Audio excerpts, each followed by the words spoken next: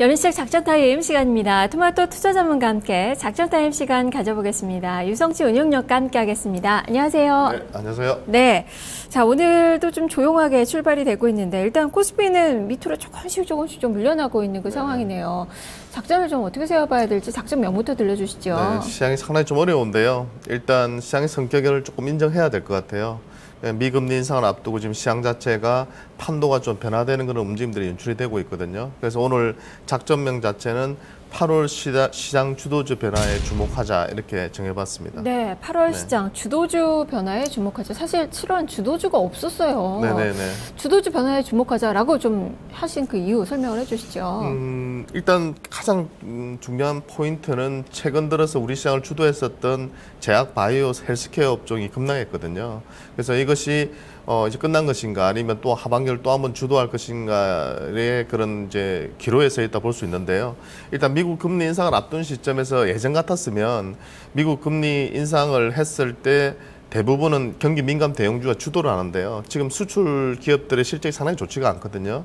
그렇기 때문에 이쪽이 하반기 장세를 주도하기는 상당히 좀 힘들 걸로 보이기 때문에 그렇다면 어떤 대안이 있을까 거기에 대한 고민을 했고요. 그런 관점에서 오늘 좀 설명을 좀 드리려고 합니다. 네, 자 그러면 이 제약 바이오주들, 고퍼주들 이런 종목군들이 다시 주도주로 부각이 돼서 시장을 끌어올려 줄 수 있을지를 봐야 될 텐데, 자 그러기 위해서 봐야 될 그 미션들 어떤 것들이 있을까요? 네, 일단 고퍼주들에 대해서는 일부 예를 들면 제가 말씀드린 고퍼주라는 것은 뭐 어떤 성장하는 산업인데 한 20, 30 이 정도는 괜찮아요. 근데 50, 100 이렇게 넘어가는 고퍼주들이 있거든요.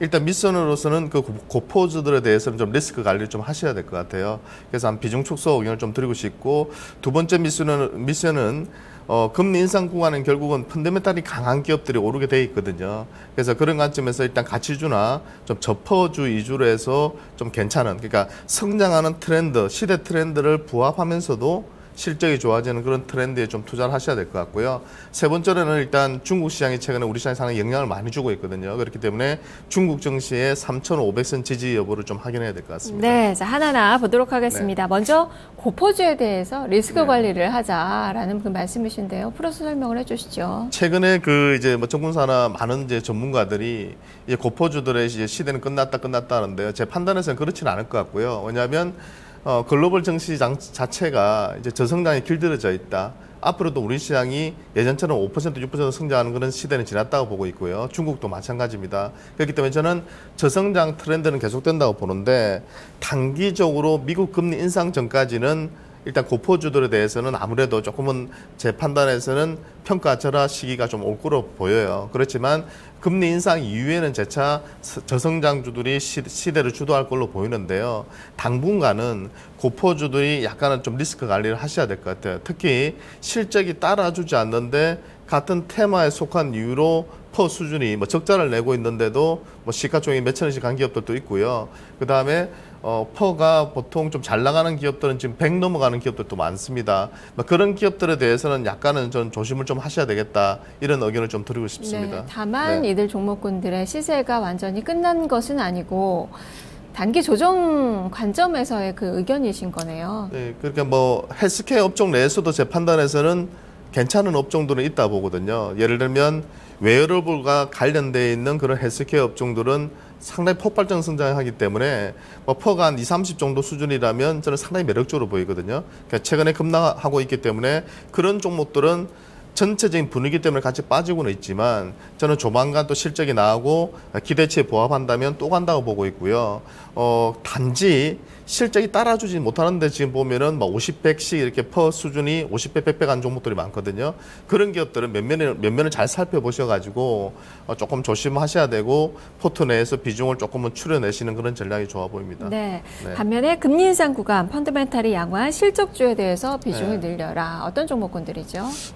일단 이게 제일 고민스럽거든요. 보통은 금리 인상하면 그 정석적인 공식은 뭐냐면 그 수출주들, 경기 민감 대형주들 쪽으로 비중을 확대를 해야 돼요. 그 앞에 분도 아까 말씀하셨는데 자동차나 화학이나 이런 쪽이 이제는 좀 각광을 받지 않을까 그 추천을 하시던데요.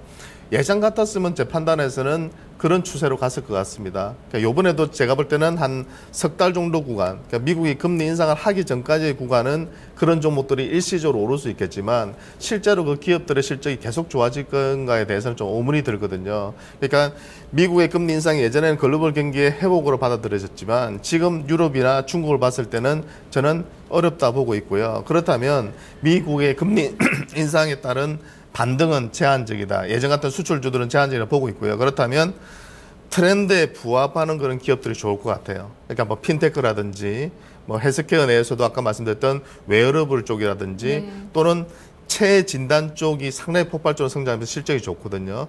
그런 기업들은 차별화되는 움직임을 줄 수 있기 때문에 그런 쪽에 좀 더 집중하시면 좋으실 것 같고, 미국 금리 인상이 된다면 실제적으로 그동안 좀 많이 빠졌던 은행주라든지 뭐 금융주 내에서도 보험업종이라든지 그리고 최근에 실제로 수출 모멘텀 있는 음식료 쪽이라든지 뭐 이런 쪽 업종에 대한 관심이 좀 필요해 보입니다. 네. 네. 자, 그리고 마지막으로 중국의 3,500선 지지. 일단은 많이 좀 어려웠지만 지금 네. 최근 많이 좀 진정이 된 상황이고 3,500선도 지지는 좀 되고 있는데 네. 계속적으로 이런 흐름이 좀 이어질까요? 그 이제 중국 같은 경우에는 뭐 최근에 그 중국 정부의 정책이 먹혀들지 않고 있다. 이것이 가장 아마 또 그 중국 투자자들에게는 두려움을 주는 부분인 것 같은데요. 실제로도 최근에 어떤 내용들을 발표를 했을 때 시장이 불신하는 경향이 상당히 강한 것 같습니다. 특히 가장 문제가 됐던 것이 뭐냐면 신용 거래를 규제하겠다는 그런 발표가 참으로 끼얹었거든요. 그래서 제 판단에서는 중국 당국에서는 3,500선에 대해서는 많은 리포트나 정책적인 발표 내용들을 보면은 그 선은 어느 정도 가이드라인, 그러니까 지켜내야 될 그런 지표로 보고 있고요. 그 라인이 깨지게 됐을 때는 3,000선 또 위험해질 수 있거든요. 그렇기 때문에 그 라인은 저는 개인적으로는 깨지 않을 거로 보고 있어요. 일시적으로는 깨더라도 적극적으로 부양을 할 걸 본다면 중국 시장은 3,500 내에서 좀 진정이 될 걸로 판단되고 있고, 그렇다면 조금 패닉적인 그런 흐름이 계속 이어지지는 않을 걸로 보이고 변동성은 잦아들 걸로 보입니다. 그렇기 때문에 너무 걱정하지 마시고요. 중국 정시는 좀 안정이 되어 갈 거다. 그렇다면 한 가지 이제 변수가 남았는데 미국의 금리 인상이 지금 9월 달이나 12월 달에 진행이 된다면 그 전까지 불확실성이 문제거든요. 그러니까 이 구간은 변동성이 상당히 확대될 수밖에 없어요. 근데 이 구간이 지나고 나면 의외로 항상 그랬듯이 시장은 다시 안정을 찾을 것이고 새로운 주도주가 나올 건데요. 그 새로운 주도주에 대해서 한번 같이 고민을 해봐야 될 것 같습니다. 네. 그만큼 뭐 글로벌 악재로 부각됐었던 이 뭐 그리스나 중국 관련된 그 우려는 많이 좀 수면 아래로 가라앉은 상태이지만 말씀해 주셨던 미국의 금리 인상이 좀 남아있기 때문에 8월 장세는 변동성이 더 커질 가능성이 네. 좀 커 보이는데, 그렇다면 전략이 문제입니다. 어떤 전략을 또 세워봐야 될지 네. 레이드망이 걸리는 그 종목군들도 살펴주시죠. 네, 아까도 좀 말씀드렸는데요. 최근에 상당히 저도 그 주식 투자를 하면 이런 구간이 좀 있거든요. 그러니까 애매한, 그러니까 시장의 성격을 딱 규정을 해놓고 거기에 따라서 전략적으로 우리가 업종과 종목을 선택을 해야 되는데요. 지금은 상당히 애매한 구간 같아요. 고성장주 쪽으로 가려고 하니까 밸류에이션 부담이 있고, 그렇다고 또 수출주나 많이 빠져있는 기업 쪽으로 가려고 하니까 실제로 실적이 좋아지는 업종은 일부 업종 몇 개밖에 없거든요. 그러다 보니까 괜히 잡았다가 또 실적 발표됐을 때 급락할까 봐 상당히 두려워하시는데요. 뭐 이럴 때일수록 제 판단에서는 실적이 탄탄한 기업, 네, 그러니까 제일 좋은 것은 시대적인 트렌드에 부합하면서 실적이 탄탄한 기업이 제일 좋거든요. 그러니까 2분기 또 실적 마무리가 안 됐기 때문에 그런 쪽으로 본다면 가장 제가 유망하게 보는 업종은 핀테크 쪽이에요. 예, 핀테크 쪽은 정책적으로도 지금 계속해서 지원안들이 나오고 있고요. 네이버 페이 같은 경우도 9월 달에 출시가 되면은 분명히 결제 문화를 바꿀 것으로 보이고요. 그러니까 연말까지 또 인터넷 전문은행 한두 곳 정도는 인가하기 때문에 그런 쪽으로도 상당히 매력적이거든요. 그런 관점에서 제가 관심 종목을 골라본다면 일단은 그 KG 모빌리언스라는 기업이 있어요. 휴대폰 결제업체인데 결제 한도가 상향되고 있고 인터넷 전문은행에 진출함에 있어서 상당히 기술력이 좋은 기업이기 때문에요. 지금 여러 가지 기업들하고 업무 제휴를 맺어가지고 추진을 하고 있거든요.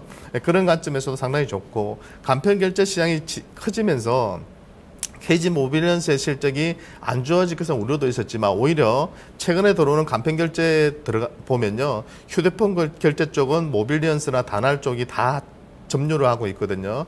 네, 그러면 오히려 간편 결제 시장의 확대가 휴대폰 결제의 확대를 이끄는 그런 과정으로 가고 있기 때문에 이 종목에 대한 관심은 좀 꾸준히 가지셔야 될 것 같고요. 최근에 주가가 2만 원 이하로 이제 빠져 있는 상태이기 때문에 관심권에 이제 들어왔고 저가 매수의 기회를 한번 노려보시고요.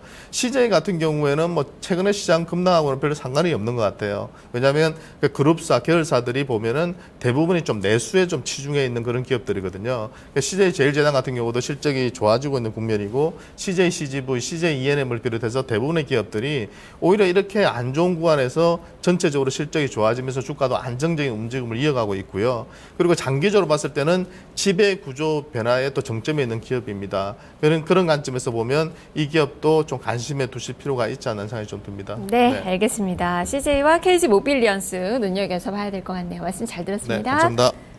네, 지금까지 유성치 운영력과 함께 작전타임 시간 가져봤습니다. 자, 안내 말씀 또 드리겠습니다. 12시 증시 타파 시간에 여러분의 종목 고민을 해결을 해드리는데요. 포트폴리오 진단 접수를 지금 받고 있습니다. 서울전화 02-2128-3388번, 2128-3388번 이용하셔서 지금 전화 주시면 12시에 진단 받아보실 수 있으니까요. 많은 참여 부탁드리겠습니다. 자, 남은 시간도 성공 투자하십시오. 전 여기서 물러가겠습니다. 시청해주신 여러분 고맙습니다.